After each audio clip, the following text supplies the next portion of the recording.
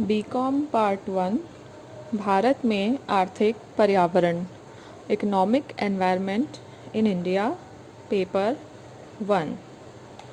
पिछले लेक्चर्स में हमने देखा कि अल्प विकास एवं पिछड़ेपन के आर्थिक, सामाजिक और राजनीतिक कारण कौन कौन से हैं।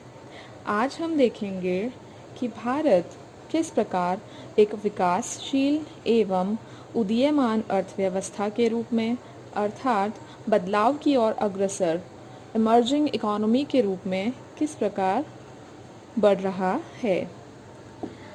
भारतीय अर्थव्यवस्था स्वतंत्रता प्राप्ति के बाद योजनाबद्ध विकास के फलस्वरूप एक विकासशील एवं उदीयमान अर्थव्यवस्था के रूप में अपनी पहचान बनाने में सफल हुई है और अर्थव्यवस्था के सभी क्षेत्रों में तीव्रगामी परिवर्तनों एवं विकास के कारण विश्व में सभी देशों के मुकाबले अब तेजी से विकास के मार्ग पर अग्रसर है और ऐसा अनुमान लगाया जा रहा है कि भारतीय अर्थव्यवस्था अपनी युवा शक्ति के बल पर एक महान आर्थिक शक्ति के रूप में उभर कर सामने आएगी।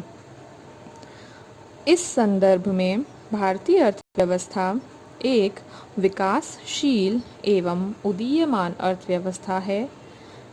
इसमें विकास की झलक निम्नांकित तथ्यों से उजागर होती है।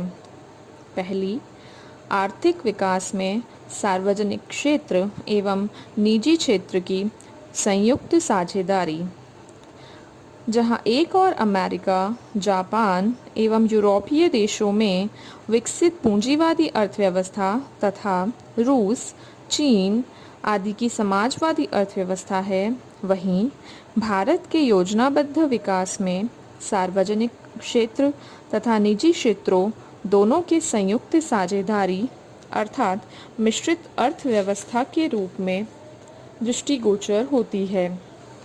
1991 में लागू आर्थिक सुधारों से भारतीय अर्थव्यवस्था के महत्वपूर्ण क्षेत्रों में उदारीकरण द्वारा कुशलता एवं प्रतिस्पर्धा को बढ़ावा देने की प्रक्रिया प्रबल है।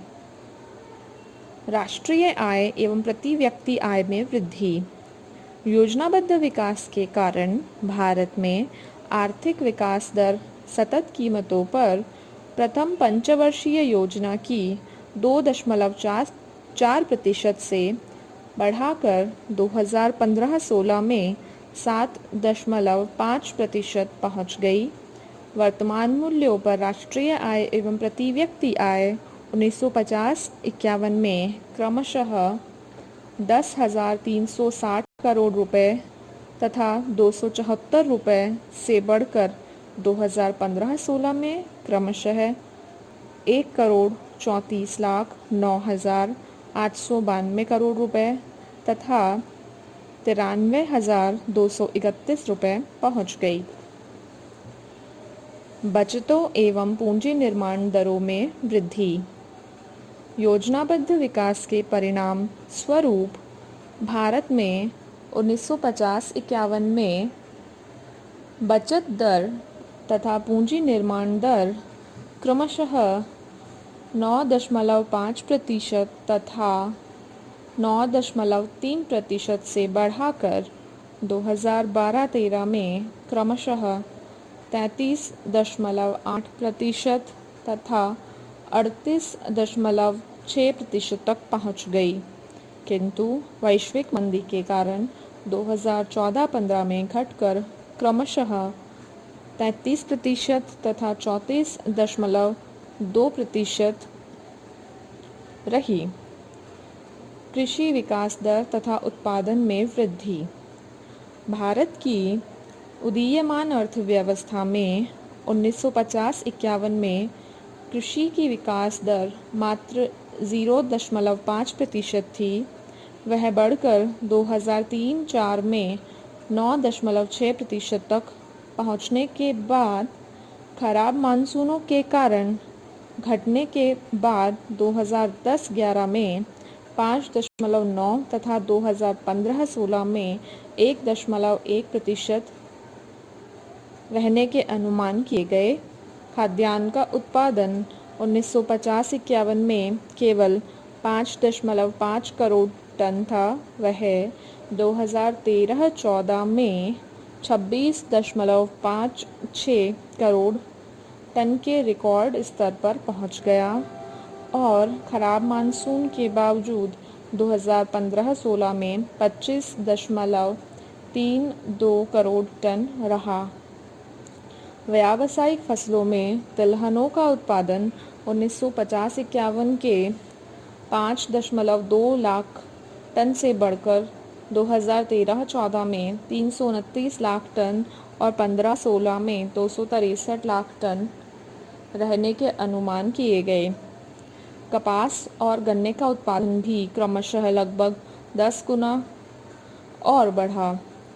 कृषि के आधुनिकीकरण पर जोर। भारतीय कृषि अब जीवन यापन का साधन न रहकर व्यावसायिक दृष्टिकोण अपना चुकी है। देश में उन्नत बीजों का प्रयोग बढ़ाकर कृषि उत्पादों के उत्पादन में निरंतर वृद्धि की गई है। हरित क्रांति, पीली क्रांति, श्वेत क्रांति तथा नीली क्रांति से नए युग का सूत्रपात हुआ है। कृषि में भूमि सुधारों के अंतर्गत मध्यस्थों का अंत, मशीनीकरण और सिंचाई साधनों में वृद्धि के प्रयास प्रबल हुए हैं। जहां 1950-51 में कुल सिंचित क्षेत्र 208 लाख हेक्टेयर था, वह 2015-16 में बढ़कर 1080 लाख हेक्टेयर पहुंच गया है। इसी प्रकार रासायनिक उर्वरकों का उपयोग 1950-51 में नाममात्र 0.7 लाख टन था, वह 2015-16 में बढ़कर लगभग 250 लाख टन पहुंच गया। औद्योगिक उत्पादन में विविधता और तीव्र वृद्धि। योजनाबद्ध विकास के कारण भारत तीव्र गति से औद्योगिकीकरण हुआ है। 1950-51 के मुकाबले औद्योगिक उत्पादन का सूचकांक 7.9 से बढ़कर 2014-15 में 176.9% पहुंच गया, जो लगभग 23 गुना वृद्धि का सूचक है। औद्योगिक विकास की वार्षिक दर 1950-51 में केवल 2.5% थी। वह 1995-96 में 12% तक पहुंच गई, जबकि 2010-11 में 8.2% थी। वैश्विक मंदी के कारण 2013-14 में घटकर -0.1% रह गई, किंतु 2015-16 में पुनः बढ़कर 3.1% रही। विविधीकरण। देश में औद्योगिकीकरण के साथ साथ विविधीकरण को बढ़ावा मिला है। अब देश में कई प्रकार के नए उद्योग जैसे पेट्रो रसायन, इलेक्ट्रॉनिक्स, कंप्यूटर सॉफ्टवेयर, मशीन उद्योग आदि। कोयले का उत्पादन 1950-51 में केवल 3.23 करोड़ टन था, वह बढ़कर 2014-15 में 65.10 करोड़ टन। स्टील का उत्पादन 10 लाख टन से बढ़कर 2011-12 में 828 लाख टन। सीमेंट का उत्पादन 27 लाख टन से बढ़कर 2015-16 में 2700 लाख टन हो गया। आधारभूत संरचना का मजबूत आधार। भारत में योजनाओं के दौरान देश की आधारभूत संरचना सुदृढ़ हुई है। देश में सड़कों, रेलों का जाल बिछा है। जल परिवहन एवं विमान सेवाएं बढ़ी हैं। जहां 1950-51 में देश में सड़कों की कुल लंबाई केवल 1.56 लाख किलोमीटर थी, 2012-13 में 52.32 लाख किलोमीटर। रेलों की लंबाई 53.6 लाख किलोमीटर थी। 2015-16 में 66.5 हजार किलोमीटर। माल ढोने की क्षमता 9.3 करोड़ टन से बढ़कर अब 115 करोड़ टन है। इसी प्रकार विमान सेवाओं का तेजी से विकास हुआ है। जहाज रानी क्षमता 1950-51 में केवल 3.9 GRT थी, जो लगभग बढ़कर 105 GRT तक पहुंच गई। विद्युत उत्पादन क्षमता में भी तेजी से वृद्धि हुई है। जहां 1950-51 में विद्युत उत्पादन क्षमता केवल 23 लाख किलोवाट थी, वह 2015-16 में बढ़कर 3,450 लाख किलोवाट तक पहुंच गई। गरीबी एवं बेरोजगारी को दूर करने के अथक प्रयास। स्वतंत्रता प्राप्ति के बाद से ही देश में गरीबी और बेरोजगारी को दूर करने के लिए निरंतर प्रयास जारी हैं। जहां 1980 में गरीबी रेखा के नीचे रहने वाले लोगों की संख्या का अनुमान लगभग 48.4% था, वह घटकर 2004-05 में 37.2% तथा 2011-12 में घटकर 21.9% रह गया है। भारत में योजनाबद्ध विकास के पिछले वर्षों में लगभग 42.5 करोड़ अतिरिक्त रोजगार उपलब्ध कराए हैं, किंतु जनसंख्या में विस्फोटक वृद्धि के कारण अभी भी देश में बेरोजगारी कम नहीं हो पा रही है। सामाजिक सेवाओं का विस्तार और सामाजिक न्याय की ओर बढ़ते कदम।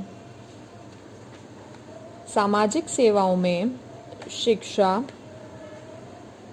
चिकित्सा और स्वास्थ्य सुधार के कार्यक्रमों का समावेश होता है। शिक्षा क्षेत्र में विस्तार से देश में साक्षरता का प्रतिशत 1951 के 18.3% से बढ़कर 2011 की जनगणना में 73% हो गया है।